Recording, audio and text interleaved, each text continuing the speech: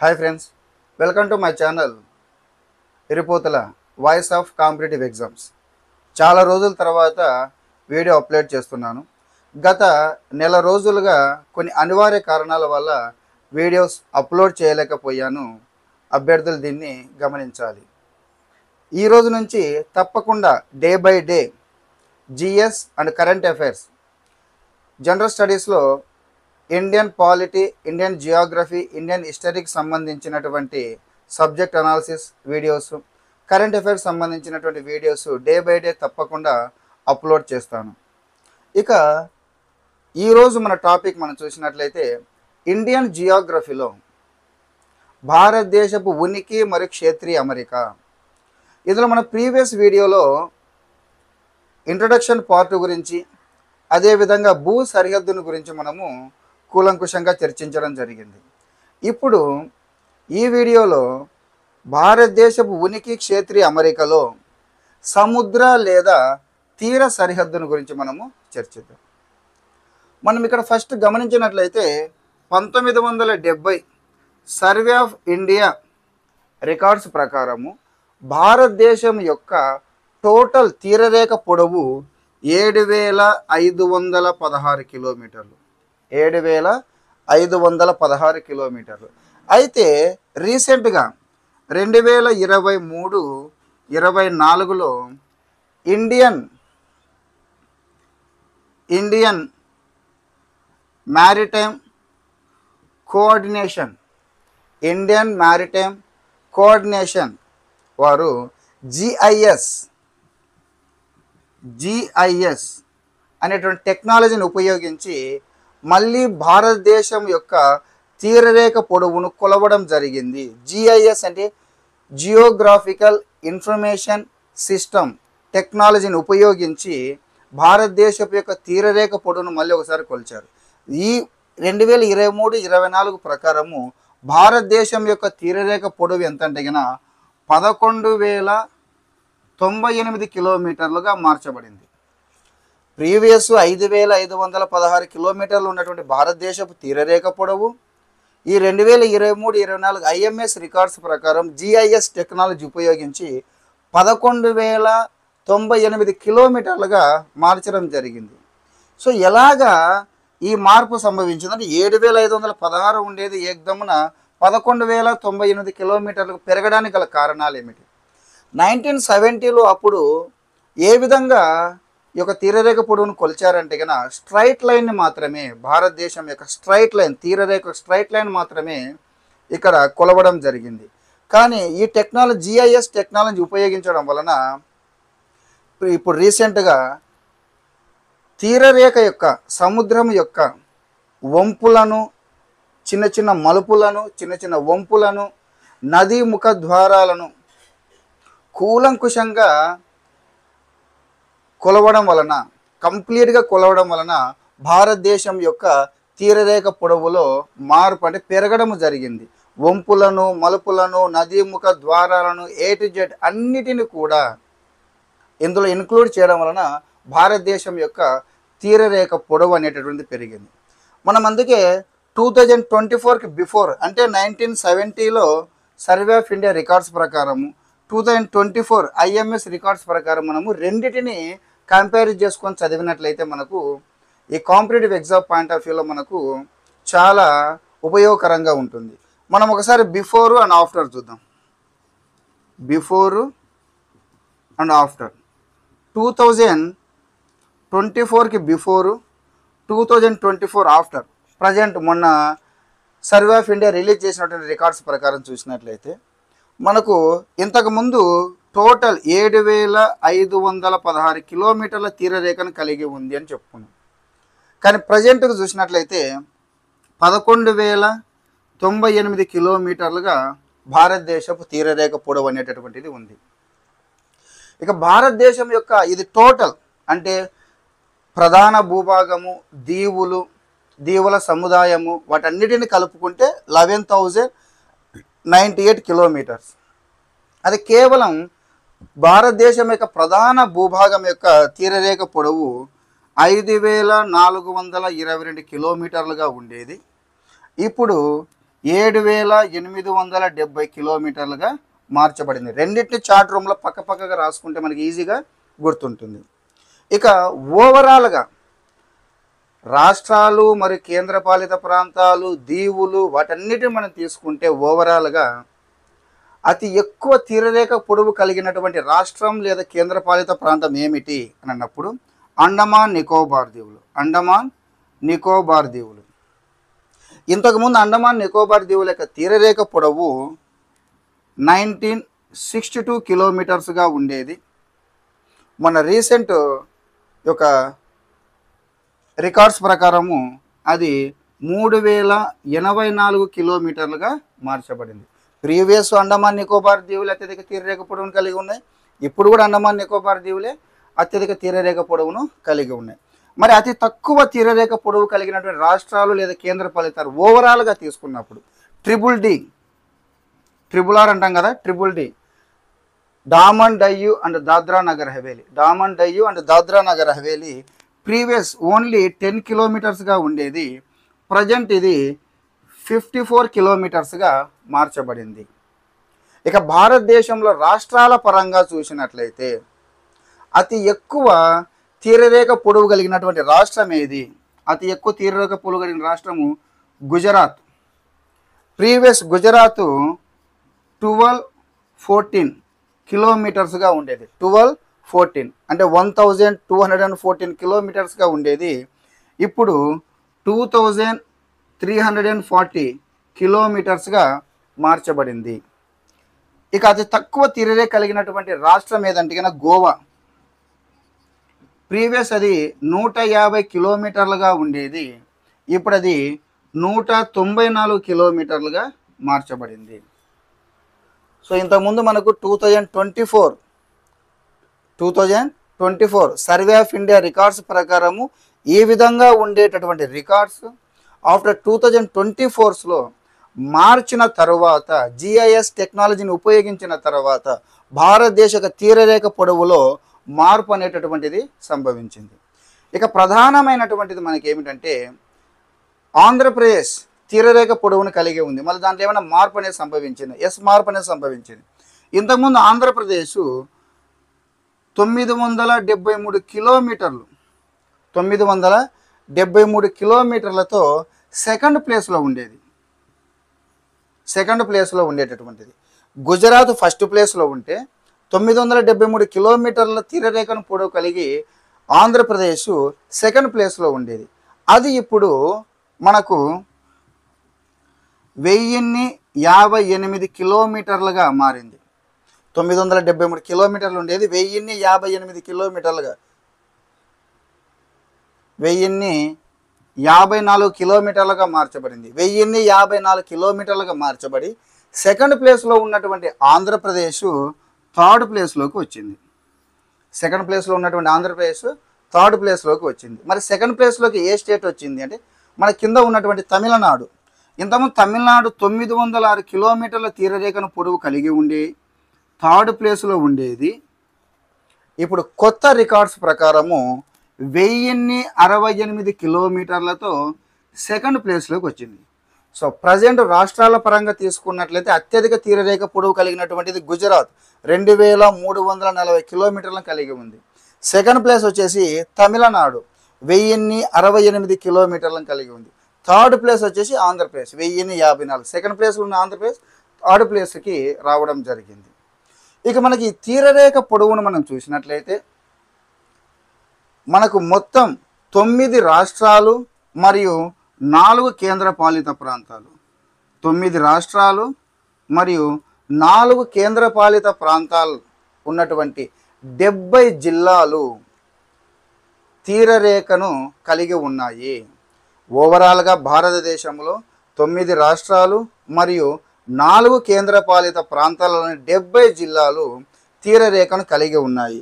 ఈ 4 కేంద్రపాలిత ప్రాంతాలు ఏవంటే కనుక అండమాన్ నికోబార్ దీవులు, లక్షద్వీపులు, తర్వాత Pondicherry, triple D, Daman Diu and Dadra Nagar Haveli. ఇది తీరరేఖ పొడవుకు సంబంధించినటువంటి old records and new records. Next మనకు ఈ సముద్ర తీర సరిహద్దులో తీరరేఖ పొడవుకు సంబంధించిన టాపిక్ అయిపోయిన తర్వాత నెక్స్ట్ టాపిక్ మనకు ఈ యొక్క ఏ ఏ దేశాలతో భారతదేశము తీర సరిహద్దును పంచుకుంటుంది, తర్వాత భారతదేశం యొక్క సముద్ర జలాలను ఏ విధంగా విభజించారు, భారతదేశంలో ఉన్నటువంటి ప్రముఖమైనటువంటి దీవులు అన్న టాపిక్ల గురించి మనం చూద్దాం. ఇక్కడ ఫస్ట్ మనకు భారతదేశము, మన ప్రీవియస్ వీడియోలో చెప్పుకున్నాం, భారతదేశము 7 దేశాలతో అంతర్జాతీయ భూ సరిహద్దును కలిగి ఉంది అని. 7 దేశాలతో అంతర్జాతీయ భూ సరిహద్దును కలిగి ఉంది. అదేవిధంగా 7 దేశాలతో భారతదేశము 7 దేశాలతో ఒక సముద్ర సరిహద్దును పంచుకుంటుంది. సముద్ర సరిహద్దును పంచుకుంటుంది. ఆ దేశాలు ఏవేవి అంటే కనుక ఫస్ట్ పాకిస్తాన్తో మనకు సముద్ర సరిహద్దు ప్రాంతం ఏదంటే కనుక సర్ క్రిక్ ప్రాంతం గుజరాత్లో ఉంటుంది. సర్ క్రిక్ అనేటువంటి ప్రాంతము సరిహద్దుగా ఉంది. రెండవది బంగ్లాదేశ్.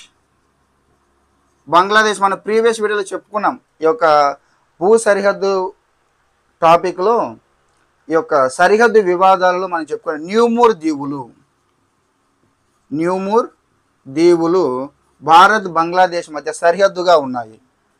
మూడవది మయన్మార్ వచ్చేసి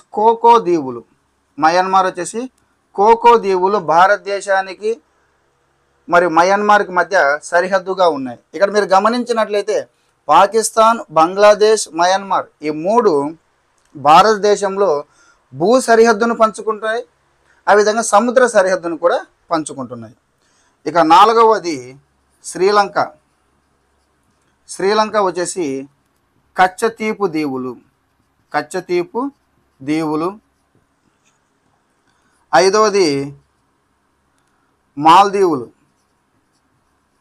మాల్దీవులు వచ్చేసి మాలీకు కండు. 6వది థాయిలాండ్ వచ్చేసి సిమిలాక్ దీవులు. 7 ఇండోనేషియా వచ్చేసి ఇందిరా పాయింట్. సో ఈ విధంగా భారతదేశము 7 దేశాలతో యొక్క భూ సరిహద్దును ఎలాగైతే కలిగి ఉందో సముద్ర సరిహద్దు కూడా 7 దేశాలతో పంచుకోవడం జరుగుతుంది.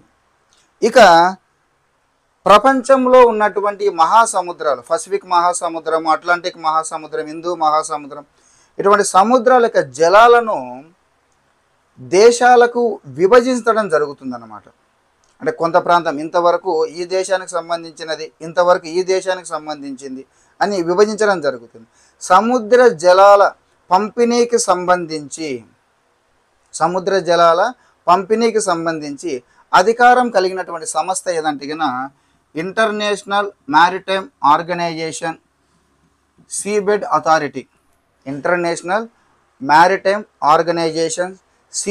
అథారిటీ అని అంటాం. దీని యొక్క ప్రధాన కార్యాలయం మనకు జమైకాలోని మాంటియాగో అనే నగరంలో ఉంది. ఇక భారతదేశానికి సంబంధించినటువంటి జలాల సరిహద్దును మనం గమనించినట్లయితే 1994 UNCLOS అని అంటారు. అంటే United Nations convention on the law of sea records ప్రకారము భారతదేశం యొక్క సముద్ర జలాలను 3 రకాలుగా విభజించారు. వాటిని మనము TCE అని పిలవచ్చు. టీ అంటే గన మనకు దీని ఒక డయాగ్రామ్ లాగా మనం చూసినట్లయితే ఇది భారతదేశం యొక్క తీరరేఖ అని అనుకుంటే, భారతదేశం యొక్క తీరరేఖ నుంచి ఇది నెంబర్ 1,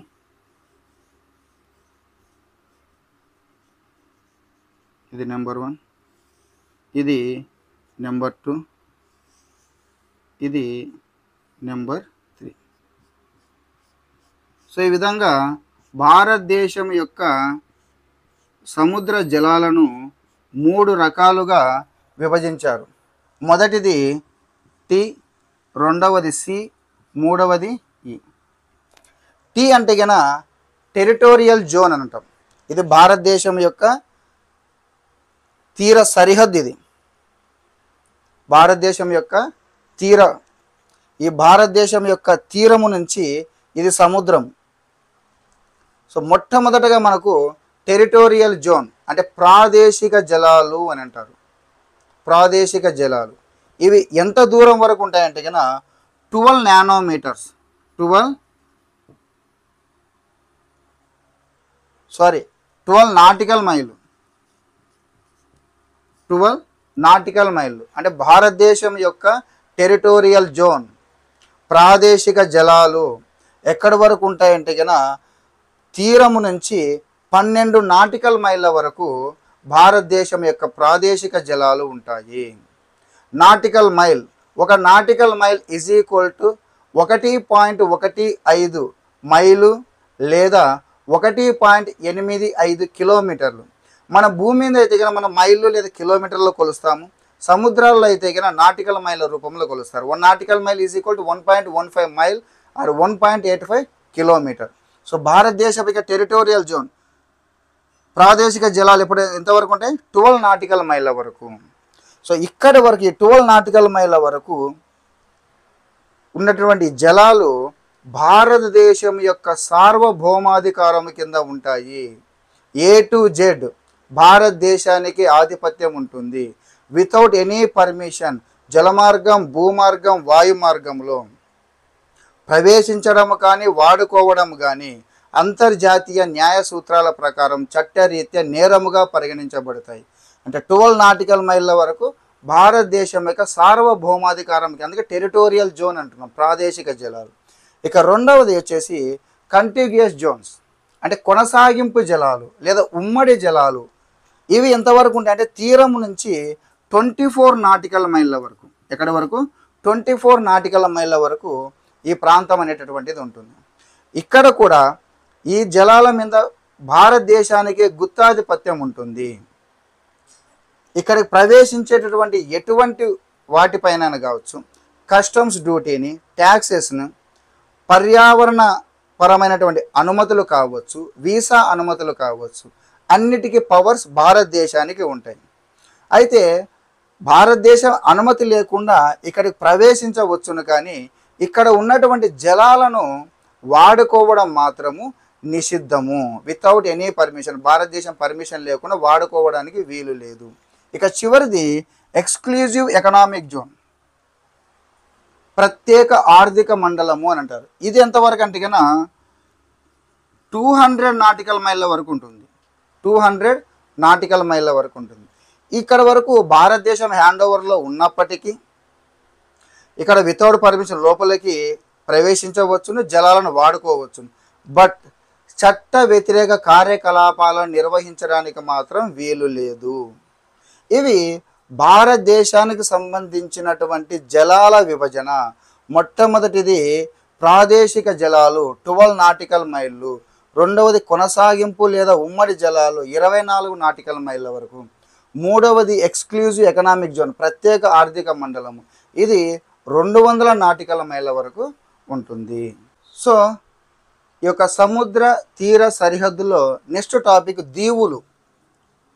దీవులు మనకు దీవులు అనేవి 3 రకాలుగా ఉంటాయి. వాటిని మనం ఏమంటామంటే సివిసి అని అంటాం. CVC continental islands, volcanic islands and coral islands. Continental islands అంటే ఖండ సంబంధపు దీవులు అని అంటారు. ఖండ సంబంధపు దీవులు అని అంటారు. అంటే ఒకప్పట్లో ఖండంలో కలిసి ఉండి ఆ తర్వాత దాని నుంచి విడిపోయి దీవులుగా ఏర్పడినటువంటివి. దీనికి బెస్ట్ ఎగ్జాంపుల్ మెడగాస్కర్, ఆఫ్రికా ఖండం తూర్పు భాగాన ఉంటుంది మెడగాస్కర్, శ్రీలంక, ఎలీషియస్ దీవులు, బ్రిటిష్ దీవులు, ఇవి మనకు ముఖ్యమైనటువంటి ఉదాహరణలుగా చెప్పుకోవచ్చు. రెండవది వోల్కానిక్ ఐస్లాండ్స్ అంటే అగ్నిపర్వతపు దీవులు అని అంటారు. అంటే సముద్ర గర్భములో ఉద్భవించినటువంటి అగ్నిపర్వతాలు సముద్ర ఉపరితలం పైకి వచ్చి దీవులుగా ఏర్పడినటువంటివి అనమాట. వోల్కానిక్ ఐస్లాండ్స్, అగ్నిపర్వతపు దీవులు అంటారు. వీటికి బెస్ట్ ఎగ్జాంపుల్ అమెరికా హ్యాండ్ ఓవర్లో ఉన్నటువంటి హవాయి దీవులు, మారిషస్, భారత్ హ్యాండ్ ఓవర్లో ఉన్నటువంటి అండమాన్ దీవులు వీటికి బెస్ట్ ఎగ్జాంపుల్. ఇక మూడవది కోరల్ ఐసోలాండ్స్ అని అంటారు. అంటే ప్రవాల బిత్తికలు.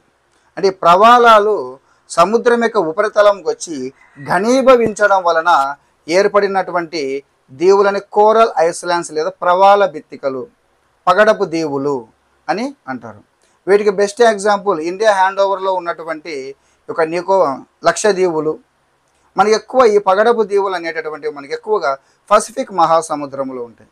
మరి ఇండియా హ్యాండ్ ఓవర్లో ఉన్నటువంటి ప్రముఖమైనటువంటి కాంపిటేటివ్ ఎగ్జామ్ పాయింట్ ఆఫ్ వ్యూలో మనం చూసినటువంటి దీవుల సముదాయము అండమాన్ నికోబార్ దీవులు, లక్షద్వీపులు మేజర్ ఇంపార్టెంట్ రోల్. చాలా కాంపిటేటివ్ ఎగ్జామ్లు వీటి మీద మనకు ప్రశ్నలు అడగడం జరుగుతుంది. మన భారత సార్వభౌమాధికారం కింద ప్రీవియస్ ఇంతకు 1970 సర్వే ఆఫ్ ఇండియా రికార్డ్స్ ప్రకారము 1197 దీవులు ఉండేవి. అయితే 2024 న్యూ రికార్డ్స్ ప్రకారము టోటల్ 1392 ఐస్లాండ్స్ అండ్ ఐసోలేట్స్ ఉన్నాయి. Iceland and isolates. ఐస్లాండ్ అంటే ద్వీపము, ఐసోలేట్ అనే కానీ ద్వీపమే. కాకపోతే ఐసోలేట్ అంటే ఏంటంటే కన్నా పరిమాణంలో చాలా చిన్నదిగా ఉండేటువంటి ద్వీపాన్ని ఐసోలేట్ అని పిలుస్తాం. సో ఈ విధంగా భారత సార్వభౌమాధికారం కింద 1392 ఐస్లాండ్ అండ్ ఐసోలేట్స్ ఉన్నాయి. ఇందులో మొదటిది మన ఇంపార్టెంట్ అండమాన్ అండ్ నికోబార్ దీవులు. అండమాన్ అండ్ నికోబార్ దీవులు. మనకు అండమాన్ నికోబార్ దీవులు భారతదేశానికి తూర్పు వైపున బంగాళాఖాతంలో 572 ప్రధానమైనటువంటి దీవులు. టోటల్ ఐస్లాండ్స్ అండ్ ఐసోలేట్స్ని కలుపుకుంటే దాదాపుగా 836 ఉన్నాయి. ప్రధానమైనటువంటి 572 ప్రధానమైనటువంటి దీవుల సముదాయంగా ఉన్నాయి మనకు అండమాన్ అండ్ నికోబార్ దీవులు. మనం వీటి రెండింటిని సపరేట్గా మనం ఒకసారి ఒక చార్ట్ రూపంలో మనం రాసుకొని గమనించినట్లయితే ఇక్కడ అండమాన్ దీవులు, ఇక్కడ నికోబార్ దీవులను రాసుకున్నాం. అండమాన్ దీవులు మనకు 10 నుంచి 14 ఉత్తర అక్షాంశముల మధ్య, 92 నుంచి 94 తూర్పు రేఖాంశముల మధ్య విస్తరించి ఉన్నాయి.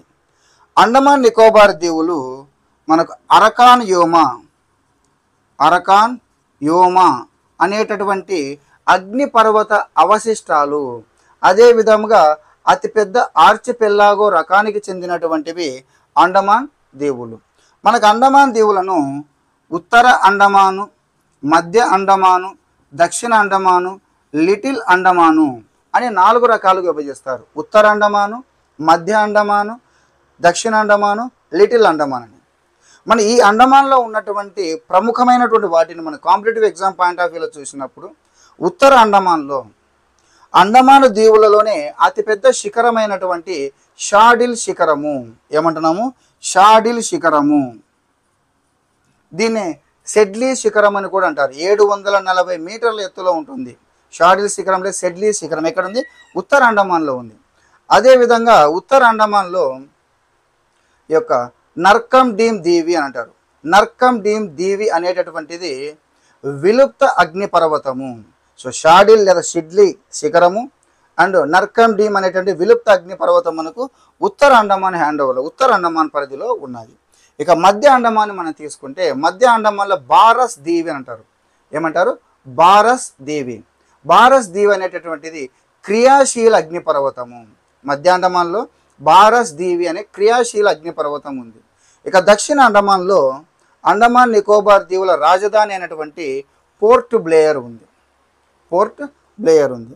దక్షిణ అండమాన్కి లిటిల్ అండమాన్కి విభజించే దాన్ని మనము డంకన్ పాస్ ఏమంటున్నాము? డంకన్ పాస్ అని అంటాం. దక్షిణ అండమాన్ని లిటిల్ అండమాన్ని విభజించే దాన్ని మనం డంకన్ పాస్ అని అంటాం. అదే లిటిల్ అండమాన్ని నికోబార్ దీవుల్లో ఉన్నటువంటి కార్ నికోబార్ దీవులను విభజించే దాన్ని 10 డిగ్రీ ఛానల్ అంటాం. ఏమంటాము? 10 degree channel. Very very important. 10 degree channel, 9 degree channel, 8 degree channel. Andaman దీవుల నికోబార్ దీవులను విడదీసేది ఏంటంటే కనుక 10 డిగ్రీ ఛానల్. మనకు 2018 డిసెంబర్లో నరేంద్ర మోడీ ఈ అండమాన్ దీవుల పర్యటన సందర్భంగా 3 అండమాన్ దీవులకు పేర్లను మార్చడం జరిగింది. అది మొదటిది రాస్ ఐస్లాండ్. రాస్ ఐస్లాండ్కి ఏమని పేరు పెట్టారంటే కన్నా నేతాజీ సుభాష్ చంద్రబోస్ ఐస్లాండ్ అని పేరు పెట్టారు. రెండవది నేల్ ఐస్లాండ్. నేల్ ఐస్లాండ్కి షాహిద్ ఐస్లాండ్ అని పేరు పెట్టారు. మూడవది హేవ్లాక్ ఐస్లాండ్. హేవ్లాక్ ఐస్లాండ్కి స్వరాజ్ ఐస్లాండ్ అని పేరు పెట్టారు. ఇది మనకు అండమాన్ దీవులకు సంబంధించినటువంటి కాంపిటేటివ్ ఎగ్జామ్ పాయింట్ ఆఫ్ వ్యూలో ప్రముఖమైనటువంటి అంశాలు. ఇక నికోబార్ దీవులను మనం తీసుకొని నికోబార్ దీవులు 6.4 నుంచి 10 ఉత్తర అక్షాంశముల మధ్య, 92 నుంచి 94 తూర్పు రేఖాంశముల మధ్య విస్తరించి ఉన్నాయి. ఇవి నికోబార్ దీవులు అనేటువంటివి ప్రవాల బిత్తికలు. నికోబార్ దీవులు ప్రవాల బిత్తికల రకానికి చెందినటువంటివి. నికోబార్ దీవులను కార్ నికోబారు, లిటిల్ నికోబారు, అదేవిధంగా గ్రేట్ నికోబార్ అని అంటాం. ఇంకొక పాయింట్ ఇక్కడ అండమాన్ నికోబార్ దీవుల్లో అతిపెద్ద దీవి, అండమాన్ దీవులలో అతిపెద్ద దీవి వచ్చేసి మధ్య అండమాను, అతి చిన్న దీవి వచ్చేసి కర్ల దీవి. ఇక నికోబార్ దీవులలో మనకు car Nicobar, little Nicobar, great Nicobar అంటాం. ఈ నికోబార్ దీవులలో అతిపెద్ద పర్వతమైనటువంటి మౌంట్ తుల్లియా లేదా తుల్లార్ శిఖరం అని అంటారు. మౌంట్ తుల్లియా లేదా తుల్లార్ శిఖరం అనేటటువంటిది అతిపెద్ద పర్వతం. దాదాపుగా 640 మీటర్ల ఎత్తులో ఉంటుంది ఈ యొక్క తుల్లార్ శిఖరం అనేటటువంటిది. ఇక ఈ నికోబార్ దీవులలో పెద్దది వచ్చేసి గ్రేట్ నికోబారు, చిన్నది వచ్చేసి పిలోమిల్లో. పెద్దది గ్రేట్ నికోబార్, చిన్నది వచ్చేసి పిలోమిల్లో. లిటిల్ నికోబార్ని, గ్రేట్ నికోబార్ని, ఫస్ట్ కార్ నికోబార్లోని కచ్చదీవులు, కార్ నికోబార్లో ఉన్నటువంటి కచ్చదీవులను లిటిల్ నికోబార్ని విడదీసేటటువంటి దాన్ని మనము స్ట్రాంబోన్ ఛానల్ అంటారు. ఏమంటాం? స్ట్రోంబోన్ ఛానల్ అని అంటాము. లిటిల్ నికోబార్ని, గ్రేట్ నికోబార్ని విడదీసేదాన్ని ప్రైసీ ఛానల్ అంటాం. ఏమంటాం? ప్రైసీ ఛానల్ అంటాం. ఇక గ్రేట్ నికోబార్లో భారతదేశపు దక్షిణపు చివరి కొనటి ఇందిరా పాయింట్ ఉంటుంది. ఇది ఇండోనేషియా దీవులు సమత్రా దీవికి 147 కిలోమీటర్ల దూరంలో ఉంటుంది. ఇది మనకు అండమాన్ నికోబార్ దీవులకు సంబంధించినటువంటి ముఖ్యమైనటువంటి అంశాలు. ఇక రెండవది మనకు పశ్చిమ వైపున అరేబియా సముద్రంలో ఉన్నటువంటి లక్షద్వీపులు. మనకు ఫస్ట్ 1973లో ఈ యొక్క లక్కదీవులు, మినకాయ దీవులు, అమీన్ దీవులు ఈ మూడింటిని కలిపి లక్షద్వీపులుగా మార్చడం జరిగింది. మనకు లక్షద్వీపులు అనేటటువంటిది 8 నుంచి 12 ఉత్తర అక్షాంశముల మధ్య, 71 నుంచి 74 తూర్పు రేఖాంశముల మధ్య విస్తరించి దాదాపుగా 36 ప్రధాన దీవుల సముదాయముతో 32 చదరపు కిలోమీటర్ల విస్తీర్ణంలో విస్తరించి ఉన్నాయి లక్షద్వీపులు. లక్షద్వీపుల్లో మనకు 11 డిగ్రీ ఛానల్ లేదా 11 డిగ్రీ ఉత్తర అక్షాంశము, దీనికి పై వైపున అంటే ఉత్తరం వైపున ఉన్నటువంటి వాటిని అమీన్ దీవులు అని, దక్షిణ వైపున ఉన్నటువంటి కన్ననూరు దీవులు అని అంటారు. ఈ కన్ననూరు దీవులలోనే లక్షద్వీపుల యొక్క రాజధాని అయినటువంటి కవరత్తి ఉంది. కన్ననూరు దీవుల్లోనే లక్షద్వీపుల రాజధాని కవరత్తి ఉంది. మళ్ళీ ఈ కన్ననూరు దీవుల్లో ఉన్నటువంటి సుహేలీ దీవిని చిట్ట చివరిగా ఉన్నటువంటి మినకాయ దీవిని వేరు చేసేదాన్ని 9 డిగ్రీ ఛానల్ అని అంటారు. మినకాయ దీవిని మాల్దీవులను వేరు చేసేదాన్ని 8 డిగ్రీ ఛానల్ అంటారు. గుర్తుపెట్టుకోండి, 11 డిగ్రీ ఛానల్ దేన్ని వేరు చేస్తుంది, 10 డిగ్రీ ఛానల్ దేన్ని వేరు చేస్తుంది, 9 డిగ్రీ ఛానల్ దేన్ని వేరు చేస్తుంది, 8 డిగ్రీ ఛానల్ దేన్ని వేరు చేస్తుంది. లక్షద్వీపుల్లో అతిపెద్ద దీవి ఆండ్రోత్ దీవి, సెకండ్ మినకాయ దీవి, అతి చిన్న దీవిని బిత్రా దీవి అంటారు. మనకు లక్షద్వీపులు ఎక్కువగా ముస్లిం వర్గ ప్రజలు ఎక్కువగా ఉంటారు. అక్కడ కొబ్బరి పంట అనేటువంటిది ప్రధానమైనటువంటి పంట. అండమాన్ నికోబార్ దీవులో 8 జాతులకు చెందినటువంటి ట్రైబల్స్ నివసిస్తారు. ఇక ఈ అండమాన్ నికోబార్ దీవులు లక్షద్వీపులు కాకుండా భారతదేశము శ్రీలంక మధ్య ఉన్నటువంటి మన్నార్ సింధు శాఖ అని అంటాం. ఈ మన్నార్ సింధు శాఖలో కొన్ని ప్రముఖమైన దీవులు ఉన్నాయి. పంబన్ దీవి అనేటటువంటిది శిలా ఉపరితల రకానికి చెందినటువంటి దీవి. ఇక రామేశ్వరము, క్రొకడైల్ అండ్ కచ్చతీపు దీవులు ఇవి ప్రవాల భిత్తికలు, పగడపు దీవులు. సో ఇవి భారతదేశానికి సంబంధించినటువంటి అసలు దీవులు ఎన్ని రకాలు, continental islands, volcanic islands, coral islands, భారతదేశానికి సంబంధించిన ప్రధానమైన అండమాన్ దీవులు, నికోబార్ దీవులు, లక్షద్వీపులు మరియు మన్నార్ సింధు శాఖలో ఉన్నటువంటి ప్రముఖమైనటువంటి దీవులు. కాంపిటేటివ్ ఎగ్జామ్ పాయింట్ ఆఫ్ వ్యూలో very very very very important bit, చాలాసార్లు అడిగినటువంటిది. ప్రపంచంలోనే అతి పెద్ద నది ఆధారిత జీవి, ప్రపంచంలోనే అతిపెద్ద నది ఆధారిత దీవి ఎక్కడ ఉంది? భారతదేశంలో ఉంది. భారతదేశంలో ఎక్కడ ఉంది? భారతదేశంలో ఎక్కడ ఉంది? అస్సాం రాష్ట్రంలోని బ్రహ్మపుత్ర నదిలో ఉన్నటువంటి మజోలి దీవి, అస్సాం రాష్ట్రంలోని బ్రహ్మపుత్ర నదిలోని మజోలి అనేటటువంటి దీవి ప్రపంచములోనే అతిపెద్ద నది ఆధారిత దీవి బ్రహ్మపుత్ర నదిలో ఉంది. పేరు మజోలి దీవి. మన ఆంధ్రప్రదేశ్ సంబంధించి మనకు విజయవాడ కృష్ణా నదిలో ఉన్నటువంటి పర్యాటక కేంద్రమైనటువంటి దీవిని మనం భవానీ ఐలాండ్ అని పిలుస్తాం. భవానీ ఐలాండ్ అడగొచ్చు, కోర్టు జాబులో అడగడానికి ఛాన్స్ ఉంది. విజయవాడకు దగ్గరలో కృష్ణా నదిలో ఉన్నటువంటి పర్యాటక కేంద్రం లేదా పర్యాటక దీవి భవానీ ఐలాండ్. అదే మనకు ప్రపంచంలో అతిపెద్ద నది ఆధారిత దీవి ఏదంటే కనుక మజోలి దీవి బ్రహ్మపుత్ర నదిలో ఉంది. నెక్స్ట్ ఇంకా మనకి ఇప్పటివరకు ఇంట్రడక్షన్ పార్ట్ అయిపోయింది, భూ సరిహద్దుకు సంబంధించిన పార్ట్ అయిపోయింది, సముద్ర మరియు తీర సరిహద్దుకు సంబంధించిన పార్ట్ అయిపోయింది. భారతదేశంలో చిట్ట చివరి కొనలు terminal points of Indian land mass అన్నప్పుడు ఫస్ట్ ఉత్తరం మనం తీసుకున్నప్పుడు లడాక్, కేంద్రపాలిత ప్రాంతం లడాక్లోని కారాకోరం శ్రేణిలో ఉన్నటువంటి కిలిక్ దావన్ కనుమ అంటారు. కిలిక్ దావన్ పాస్ లేదా కిలిక్ దావన్ కనుమలో ఉన్నటువంటి ఇందిరా కాల్ ఏమంటున్నాము? ఇందిరా కాల్. ఇది మనకు ఉత్తరములో భారతదేశం యొక్క చిట్ట చివరి కొన. అదే దక్షిణం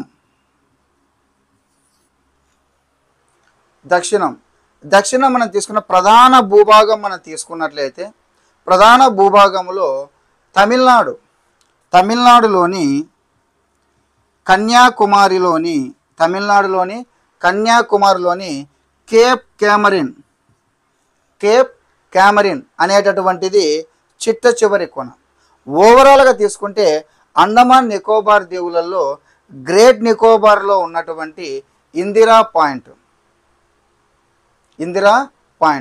దీని ఇందిరా పాయింట్ని పిగ్నోలియన్ పాయింట్ అని, పార్సన్ పాయింట్ అని కూడా పిలుస్తారు, లేహచంగ్ పాయింట్ అని కూడా పిలుస్తారు. Indira point, Pygmalion point, Parson point, లేహచంగ్ పాయింట్ అని పిలుస్తారు. ఇక తూర్పు వైపున చిట్ట చివరి కొన ఏది అని అన్నప్పుడు అరుణాచల్ ప్రదేశ్లోని ద్వీపు కనుమ. ఏది? అరుణాచల్ ప్రదేశ్లోని ద్వీపు కనుమ.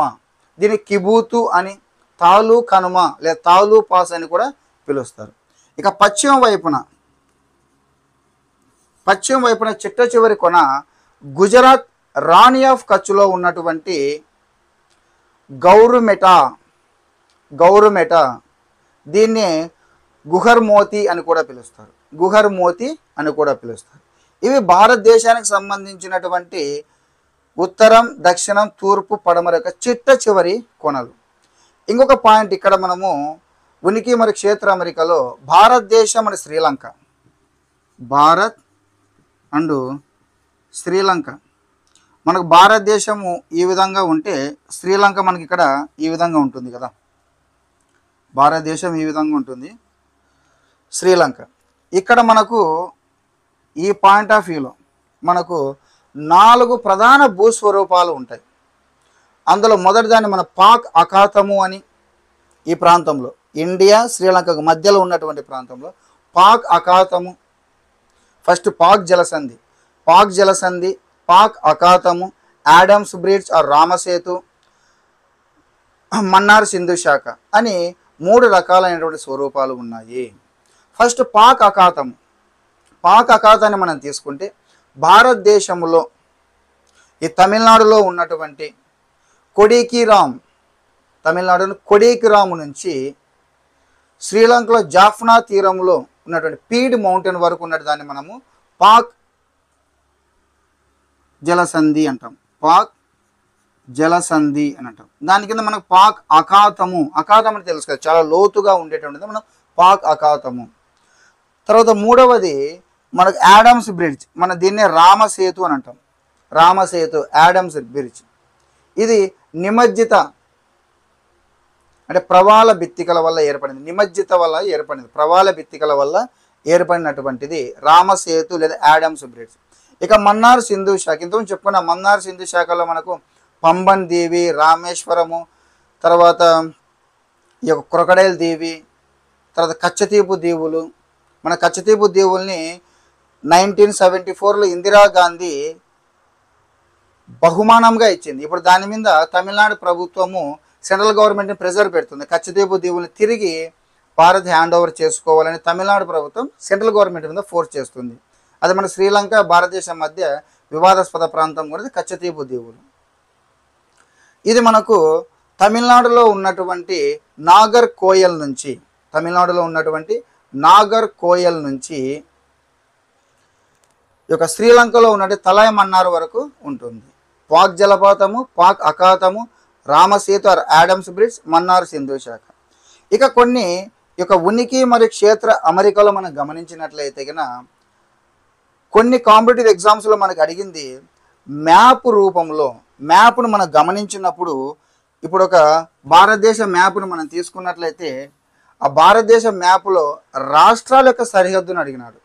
ఓసారి మధ్యప్రదేశ్ని అడిగినాడు. మధ్యప్రదేశ్ని అడిగి ఈ యొక్క మధ్యప్రదేశ్ యొక్క సరిహద్దు రాష్ట్రాల, ఈ క్రింది వాటిలో సరిహద్దు రాష్ట్రాల యొక్క కాంబినేషన్, సరైన కాంబినేషన్ గుర్తించండి అని అడిగినాడు. భారతదేశంలో అత్యధిక రాష్ట్రాల సరిహద్దును కలిగినటువంటిది మనకు ఉత్తరప్రదేశ్.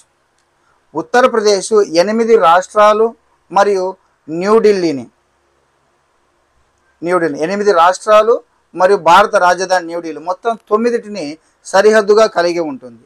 రెండవది అస్సాం. అస్సాము 7 రాష్ట్రాలను సరిహద్దుగా కలిగి ఉంటుంది. మొత్తం ఆ యొక్క ఈశాన్య రాష్ట్రాలు మొత్తం అటు సిక్కింని కలిగి ఉంటుంది. అస్సాం చుట్టూరు ఈశాన్య రాష్ట్రాలన్నీ ఉంటాయి, సింపుల్గా పెట్టేయచ్చు. తర్వాత ఛత్తీస్గఢ్ కూడా 7 రాష్ట్రాలను సరిహద్దుగా కలిగి ఉంటుంది. At the same time Chhattisgarh కావచ్చు, మధ్యప్రదేశ్ కావచ్చు, తెలంగాణ కావచ్చు, ఇవి భూ పరివేష్టిత రాష్ట్రాలు, అంటే సముద్ర సరిహద్దులు ఉండవు. వాటికి సముద్ర సరిహద్దులు లేవు, అదేవిధంగా అంతర్జాతీయ భూ సరిహద్దులు లేవు.